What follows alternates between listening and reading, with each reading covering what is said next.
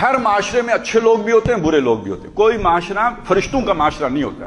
تو جب اللہ تعالیٰ کسی بستی کو ہلاک کرنے کا، یعنی اس کا کوئی جرم ایسا ہے جو ہم نہیں جانتے، اللہ جانتا ہے، اس جرم کی وجہ سے پھر اللہ اس کی ہلاکت کا جب فیصلہ کر لیتا ہے تو اس بستی کے جو مجرم لوگ ہیں ان کو بڑا بنا دیتا ہے۔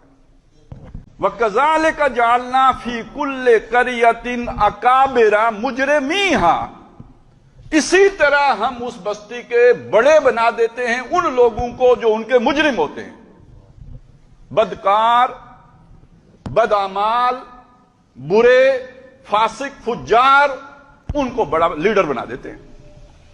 جب وہ لیڈر بنتے ہیں تو ظاہر ہے عوام تو الناس علی دین ملوکہم، تو جب وہ جھوٹ بولتا ہے تو جھوٹ بولنا کوئی بڑی قیمتی شے ہوتی ہے، کیونکہ اتنا بڑا کامیاب آدمی جھوٹ بول رہا ہے تو جھوٹ بولنے ہی میں عظمت ہے۔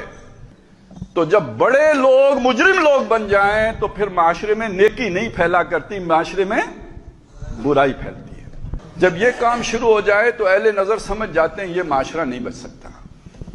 تو ہمارے معاشرے میں ایک عرصے سے ہم دیکھ رہے ہیں کہ جو سب سے بڑا جھوٹا ہے وہ سب سے بڑا عہدیدار ہے، جو سب سے بڑا خائن ہے وہ سب سے بڑا عہدیدار ہے، جو سب سے بڑا فراڈیا ہے وہ سب سے بڑا عہدیدار ہے۔ تو یہ سارا کچھ دیکھ کے کوئی تصویر ذہن میں جو بنتی تھی وہ بڑی مایوس کن بنتی تھی۔